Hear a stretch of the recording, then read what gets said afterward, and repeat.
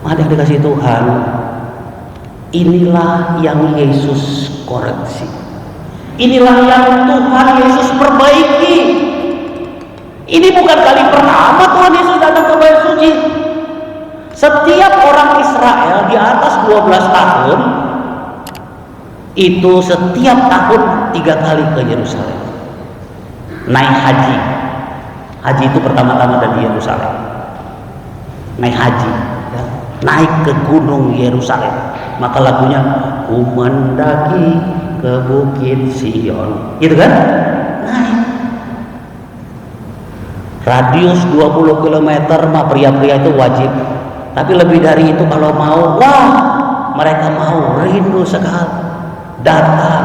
Dan Yesus beserta kedua orang tuanya, bukankah katakan umur 12 tahun itu datang, jauh-jauh dari Nazaret datang, dan itu dilakukannya.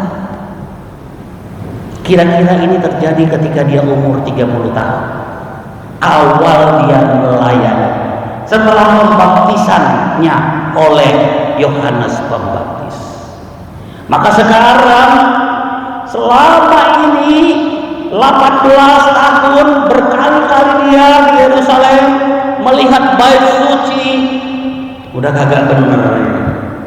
Kali ini karena dia memulai pelayanannya, maka pertama-tama yang harus dia perbaiki, yang harus dia pulihkan, yang harus dia murnikan, yang harus dia sucikan, yang harus dia kuduskan adalah peribadahan kepada Allah di bait suci. Yesus ingin, Yesus rindu sekali supaya orang yang datang ke bait Allah itu mengalami perjumpaan dengan Allah.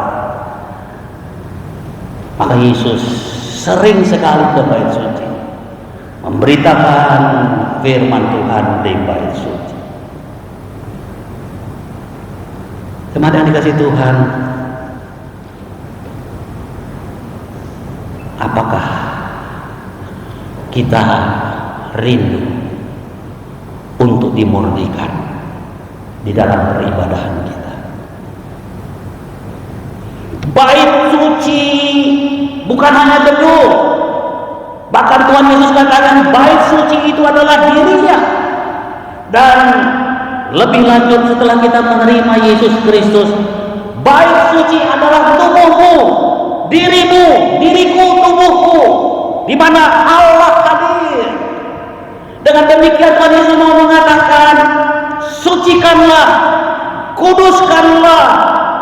Bukan hanya bait suci, gedung bait suci ini, karena Tuhan Yesus tahu gedung bait suci ini akan segera dirobohkan, dan itu benar terjadi, dirobohkan 40 tahun setelah kematiannya oleh Jenderal Titus, pasukan Romawi. Setelah di bait suci yang adalah lambang kehadiran Allah akan digantikan oleh bait suci yang sedang ada di dalam bait suci, yaitu Yesus Kristus. Yang ketika dikatakan rombaklah bait suci ini, maka aku akan membangunkannya, mendirikannya kembali dalam 3 hari. Itulah bait suci. Jemaat yang dikasih Tuhan, kalau kita datang ke gereja, di gereja ini Tuhan nggak ada, misalkan, mau nggak kita merayakan Paskah, kematian dan kebangkitannya, atau merayakan Natal, asik kita ya kan, ramai, ya kan, gitu kan? Tapi Tuhannya adanya di luar. Kira-kira mau nggak? Kan nggak kan? Nah ini Tuhan Yesus datang. Lambang bait suci itu gedung, tapi kini siapa yang diperlambangkan sedang datang dan melakukan restorasi, pembaharuan, reformasi dalam peribadahan, supaya mereka mengenal Allah sejati di dalam diri Yesus Kristus.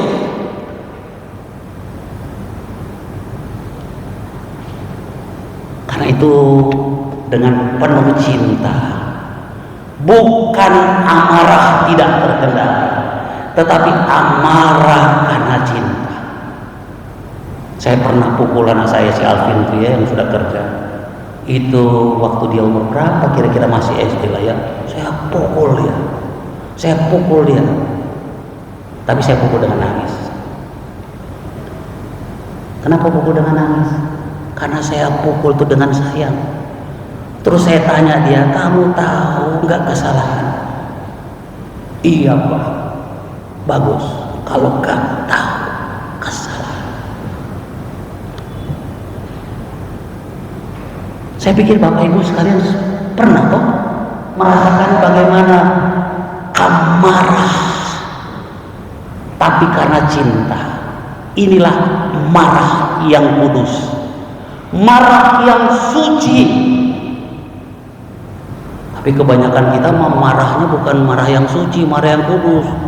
Marah karena nggak dapet, marah karena kebagian, marah karena ya disingkirkan gitu ya, disepelekan.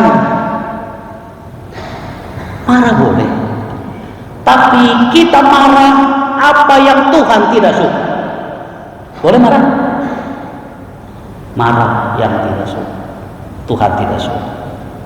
Pasti terkendali, pasti terukur, pasti alasan jelas. Karena itu Tuhan Yesus tidak kemudian ambil palu godam. Enggak, dia sebetulnya ambil tali doang. Tali mungkin yang untuk ngikat-ngikat kambing teh ya, kemudian dipilih gitu. Nah itu yang dipakai untuk keluar gitu. Dan mereka semua kemudian keluar, yang bawa kambing, domba.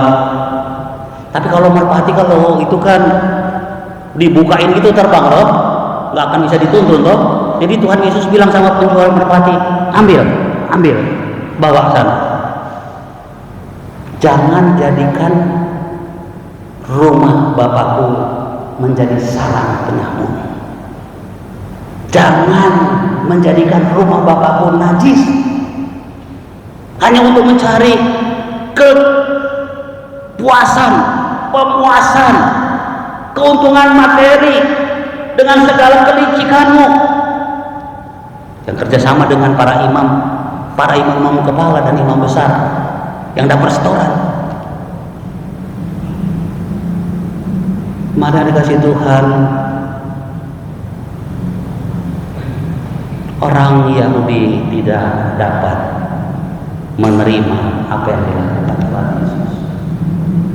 Karena itu dia bertanya, mereka bertanya kepada Yesus. Apa yang dikatakan oleh mereka?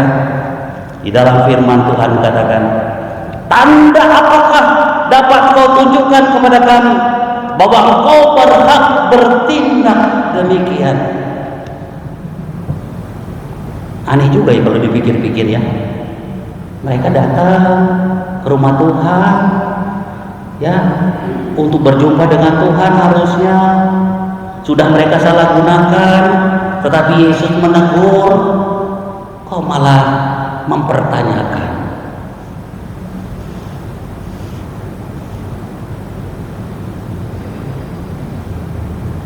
Mereka mau bukti, mau tanda, padahal sebetulnya mereka sudah tahu banyak hal yang sudah dilakukan oleh Tuhan Yesus. Sudah banyak tanda-tanda mujizat yang dilakukan oleh Tuhan Yesus, tetapi karena mereka tidak percaya, maka sebetulnya pernyataan atau pertanyaan ini adalah sekedar bentuk daripada penolakan kepada Tuhan Yesus. Dimana dikasih Tuhan, apakah kita ketika Tuhan Yesus mau mengoreksi kita, mau menegur kita, entah dengan cara bagaimana? Bisa banyak cara Tuhan mau menegur kita, mau mengingatkan kita. Mungkin dengan teguran yang halus, teguran yang lembut, mungkin dengan masalah yang sepele, sampai dengan masalah yang berat. Apakah kemudian kita justru mempertanyakan Tuhan, menolaknya, bukan justru dengan peka, berkata, mengevaluasi diri, Tuhan, Engkau sedang mau apa denganku? Apa yang Tuhan kehendaki dengan semua yang kualami saat ini? Apa yang harus ku koreksi? Jangan minta tanda lagi, mujizat lagi. Kalau Engkau Tuhan, lakukanlah mujizat-Mu. Aku mau percaya kepadamu kalau Engkau melakukan ini dan itu. Padahal Tuhan itu sudah ada. Dia hadir di dalam setiap kesempatan. Tetapi kita saja yang kurang peka. Tapi nggak apa-apa lah. Tuhan Yesus kemudian sebetulnya mau juga sedikit memberikan tanda. Bukan tanda mujizat, tetapi dia sampaikan perkataan ini. Rombak bait Allah ini, dan dalam 3 hari aku akan mendirikannya kembali. Bahwa ini perkataan yang gak masuk akal.